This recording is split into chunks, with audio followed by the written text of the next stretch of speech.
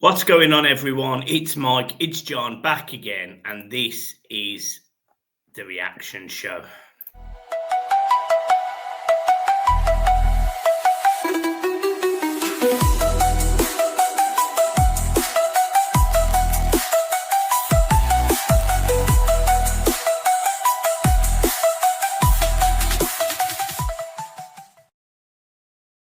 Everton have just drew 1-1 with Brentford away. I predicted a 1-1, so I'm not going to sit here massively disappointed going away from home and getting a draw. But there was a few big chances for Everton tonight that they didn't take. John, how did you see the game? Well, it was a funny game. I thought the first half, the passing was shocking, sloppy. We weren't really in the game first half, even though Beto had, I think it was possibly 2 chances in the first half that, we've sang his praises on here where he's probably the best finisher at the club. And then you see chances like that. And I still say he's the best finisher at the club because Calvert-Lewin probably doesn't score them. I just think the first one, the first one he should do better. I think he tries to take it sort of round him, but he hits it too far ahead of him, so there's no way he can take it round him. And the second one is probably a bit more unlucky. The keeper just gets a touch to it and it dribbles wide. And then the third one, probably a good save. I think he probably could have squared it to Alcaraz for that chance. Alcaraz, for me, I'd probably give him Alcaraz man of the match tonight. I thought he'd done a lot of the running, and I liked the way he was dropping deep and he was picking the ball up and he was taking the team forward. But a lot of his shooting was wayward as well. So first half reflection, I thought Everton weren't really at the races apart from the chances. Second half, I think Everton were the better team. So on reflection, mate, it's probably a fair result. Yeah, and I think the thing is, I know Brentford have been poor at home for a while, but when you look at the games that they've actually played, people were saying, oh, they haven't won at home since December the 7th. They've played Man City, Liverpool, Arsenal, Tottenham. They've, it's not like they've played poor teams. So, going to Brentford, to me, and getting a draw isn't a disappointing result. I'm all right with that. I can live with that. But don't get me wrong, you're right. And I think the way you described Beto's chances today, I think that's absolutely spot on. I think he should score one of them, but he almost gets the benefit of the doubt because he has scored recently. So he gets away with it. The one thing for me, John, and I know me and you have sort of disagreed a little bit on this, but I just think the players need a break. I thought the tempo of the game was slow. I thought they were all sluggish. I didn't think any of the Everton players had a great game, if I'm being honest. I know you've given out the match to Alcaraz, and I don't have an issue with that. But I didn't think anyone had standout games. I didn't think anyone was brilliant. I thought it was just it looked like two teams that were tired, and Everton more so, because we've got literally no attackers, no options. I'm glad we've got a break. Well, you look at the bench, and I think there was a couple of kids on there. Again, we had 2 keepers. We had Ashley Young on there. We had Patterson, who's just come back. We had Trimiti, who's made his first, appearance on the bench tonight. So we were stretched, and you're quite right with what you say. We do look tired. Apparently, they are going to United Arab Emirates after tonight's game for a bit of warm weather training. They'll probably do them Wales a good bit of training and some nice hot sunshine. Wouldn't that be nice for us all, John? Wouldn't it? But some of the balls into the box tonight, I was pulling my hair out. I think we could probably count about 6 of them, and 5 of them went straight to the keeper, apart from one that Jack Harris, Mikalenko did put in. And it was probably the best cross that we'd put in the box all night, to be fair. Jake O'Brien comes in at the back post and gets the diving header. But I thought Harrison's balls into the box were absolutely shocking. Didn't think Harrison had a bad game. I've seen him have worse games than us. I just thought his final ball could have been a bit more away from the keeper, where we could have attacked it more. But the majority of them, if not all of them, went straight to their keeper. Is it Freakin or whatever his name is? Flecken. Yeah, I thought that the final pass into the box was poor.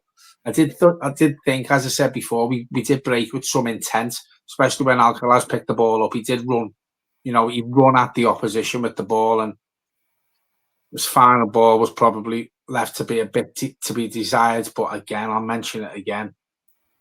I was at the point, Michael, where I was saying, don't shoot, because it was poor finishing from him, and he is doing his best to get another goal for us. But long range shots, mate. I mean, I think there was one from James Garner.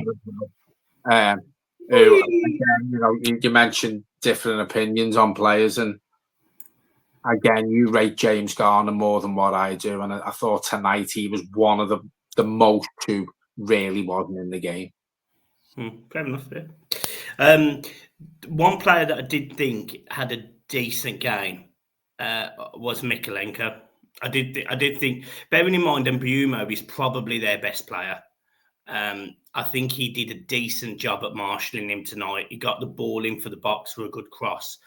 He seemed to try and carry the ball up that wing. Jack Harrison tried to play off him a little bit. I think Mykolenko, from an attacking perspective, is slightly improving. Now, don't get me wrong, he's never going to be a Leighton Baines or a Luca Dean or anyone like that, but he just seemed to be playing more forward. I did find it interesting as well in the first half when Moyes or Jake O'Brien or Mick, whoever, they inverted the fullbacks.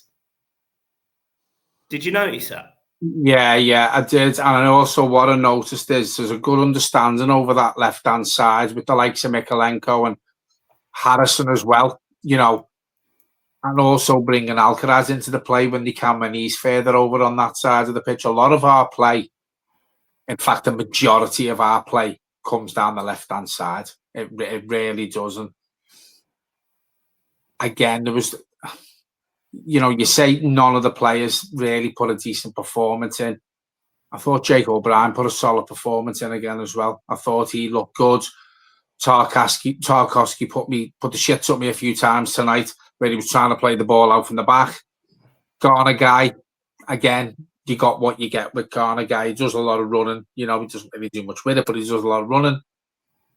Overall, mate, I think it was one of them games where before kickoff, every Everton fan and the manager takes a point away at Brentford, and we can go now. We've got what, 10 days off or whatever it is now.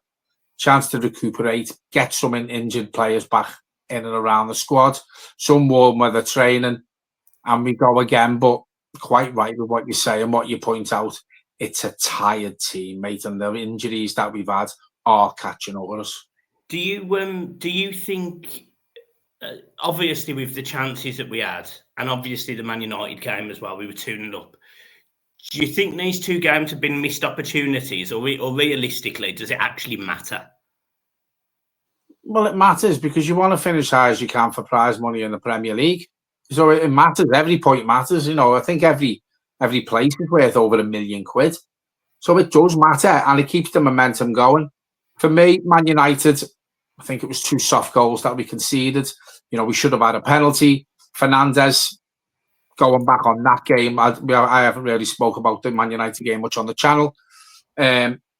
He got to take the free kick again, and he moved it forward and he scores from it. So for me, that was 2 points lost in Man United game.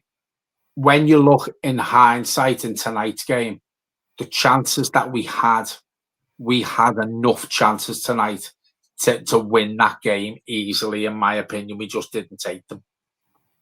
You know, when you look at it, apart from Brentford scoring, how many saves did Pickford really make? Like game-changing saves, he didn't really make any.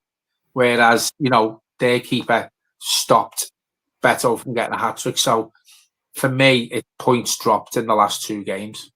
Yeah, I thought, just talking about the goal we conceded before we wrap up, I thought it was a poor goal to concede. It was kind of like the goal that Man United conceded the weekend where Decore jumps over, I think it was Maguire, and we were just flat-footed. I think with the ball bounces off the bar, Pickford's on the floor.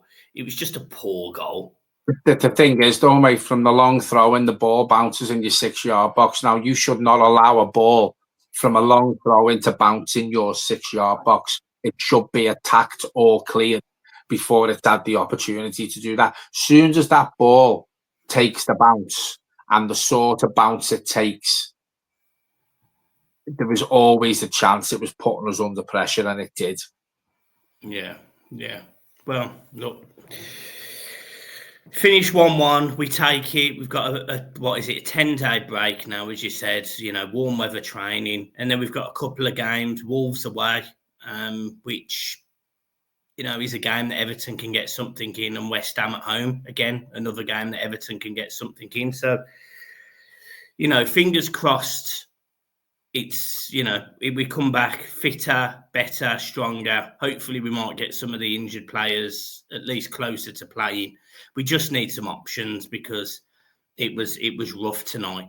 I think the break now, the 10-day break with the warm weather training, how the players looked towards the end of the United game and how they looked, I'd probably say from the beginning of the game tonight, they weren't really up for it, as I said in the first half. I think this break for Everton now, maybe it's a blessing in disguise that we are out the FA Cup, because it's not as if we could play a much-changed team if we were still in the club the weekend. For me, that would be a game too many. I think the breaks come at the good time, at the right time. Get McNeil hopefully closer to getting back in, get some minutes in Chimity's legs on the training pitch. I just think we need that break now, and then we go again. And you mentioned we've got Wolves and we've got West Ham. I go into these games now, even Brentford tonight, Michael. We go into these games now thinking that we can get something, because if you look the way we played in the first half against United, and you look how we played in the second half tonight against Brentford, we're very capable of beating Wolves away and West Ham at home if we can put them performances in again. Because again, I'll go back to it. You create them chances on another night, Beto probably scores at least 2 out of 3 of them. Yeah, spot on. We are 15 points clear with a drop and goal difference. So, it's like 16 points. There's no way that the bottom 3 are going to catch that. There's just no way they're going to catch that. Not when they've got 11 games left. So, look, in my opinion, we're safe. Moyes has come in 7 games, 4 wins, 3 draws. What an astonishing achievement, really, David Moyes, and the players have been absolutely depleted, and they deserve a break. And as you say, the next 2 games, 2 wins, maybe a win and a draw. Happy days. Yeah, take that. Yeah. Right. I think that's it, unless you've got anything else to add. Who was your man of the match? I'll tell you who it wasn't. Jesper Lindstrom. I thought he actually offered more than what James Garner did. Oh, mate. It's been over 2 years since he scored, and he's a winger. Yeah. I think he works hard. I think his energy and his trying that he does, he should offer more, shouldn't he? Do you know what I mean? I think my man of the match tonight, I think I actually probably give it to Jake O'Brien. But there's not literally. I wasn't blown away by any of the players. No, we've watched games recently and we've gone, oh, Garner was brilliant, or Beto was great, or we've mentioned Brantwaite. We've said like they've had a great game. There wasn't a single Everton player tonight that made me go, yeah, you're fantastic. Yeah, I think that was down to tiredness more than anything. Yeah. So anyway, guys, make sure you hit the like and subscribe button, and we will see you soon. We'll be doing a little bit of a promotion with a friend of mine, Lumberjacks. If you watch Dragon's Den, you would have seen that a friend of mine went on Dragon's Den with his company that him and his brother set up, and they got investment from Emma Greedy. And yeah, so they make rubs and sauces and whatever. So there will be a discount code for all of the subscribers on here.